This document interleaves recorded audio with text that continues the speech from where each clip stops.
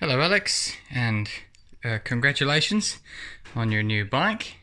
So I thought I'll go over a few things just to help you live with it a little bit, because there are a few niggles. That's your key. Slot it in there. All the way down is ignition on. One click to the right is dims.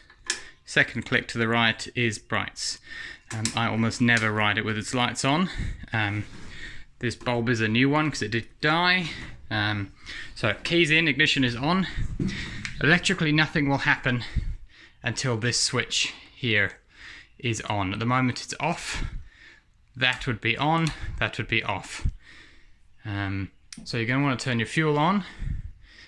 You're going to want to, here we have the ticklers. Couple of taps of these and you'll see the nozzle here is where the fuel will come out if it overflows. So just a few of those. You will actually, if you look carefully, you can't really see it here, but you will start to see the fumes just coming out of the pipe. Exactly the same on the other side. You give that a bit of a tickle and you will eventually, see the fumes coming out of the little outlet pipe there. So again, fuel, carbs, keys in there. I usually then at this point I give it just a few kicks to draw some fuel from the carbs into the top of the barrels.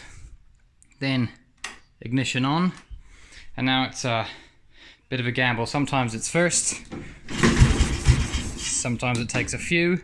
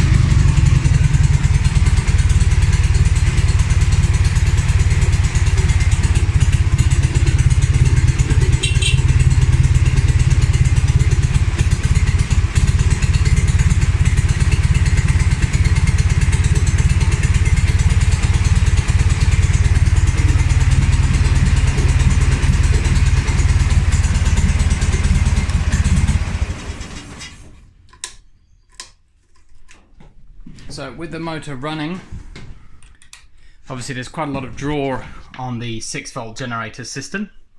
This has been rebuilt. I rebuilt this one probably a few months ago now, 3 or 4 months ago. It's got new brushes and terminals, etc.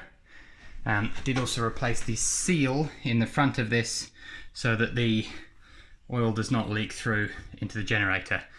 We have tested that, it is now working, but as I said, I don't often run the bike with the lights on. With the lights on at idle, this is not going to be charging. So you want to make sure that the bike is at a decent amount of revs if you're using the lights. Otherwise, like it just did there, it will not have enough power to fire the points. Other than that, dead simple. Here's your main oil. It's just a screw out. Get that out there. So as you'll see here, this once upon a time must have broken and had been re-welded. But you'll see there, not a very good focus, but you'll see there's plenty of oil in there. How much you need precisely is anybody's guess really, as long as it's visible on that stick really. I usually just resort to, when I'm servicing it, I drain it completely out and I put the prescribed amount in, and then I know it is obviously full. The second way to check the oil is the traditional way, which is there is oil underneath it.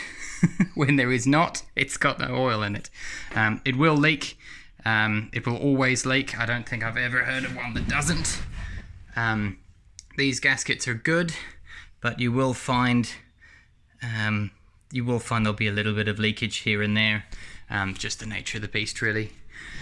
So in here we use 20W50 mineral oil, very important not to use synthetic, the motor does not like it.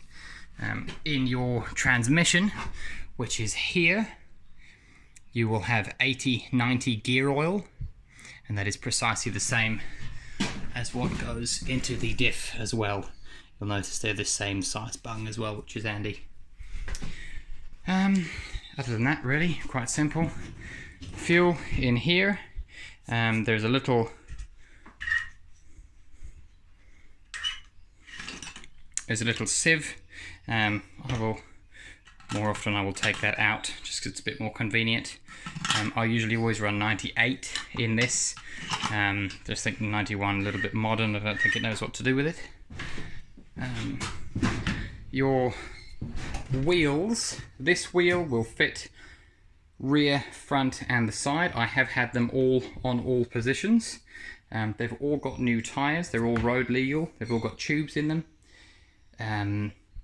Usually PSI I run about 35. It is a bit hard, so you could probably drop that down a little bit. These, quite simply, that's a hand tightened, and that just screws off all the way, and then you'll be able to pull the wheel off. Quite simple. To open this compartment, a bit difficult with one hand, but you'll need to give it just a bit of a pull. And with this lever here, you're pushing it down. So I'll see if I can do it here. I pull a little bit, push down, and then it'll open. That'll be mine, so I'll be keeping that. Inside here is a horrible old carpet that came with it, and that used to be in the floor of the side chair.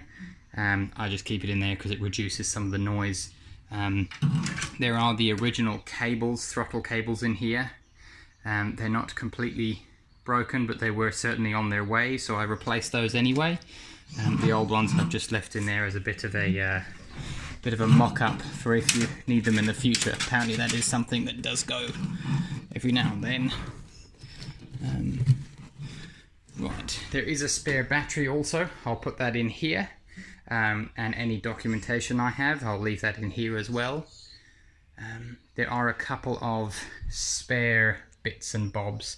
The original carburetors, these are Russian Pekka carburetors. They are original equipment for a slightly newer variant than the M66. However, they definitely work better than the original ones, which are absolute junk, and the ones that were on there were a sort of Makuni Japanese carb that had been ground out and tried to make fit. So I did away with those, so I just couldn't get them to work properly. This here is an adapter plate, because these are 90 degrees.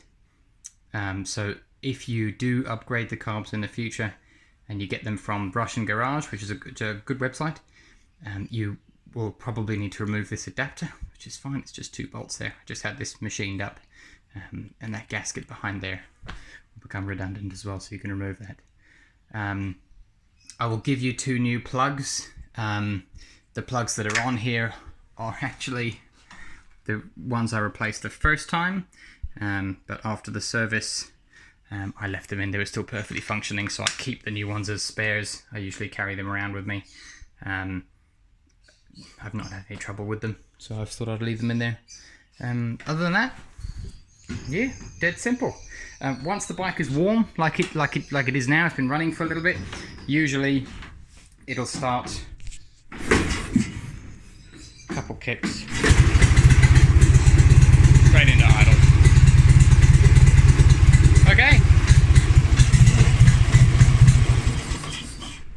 Other than that, have fun and enjoy. Any questions, please let me know. I'm always happy to help. Alright, sad to see it go.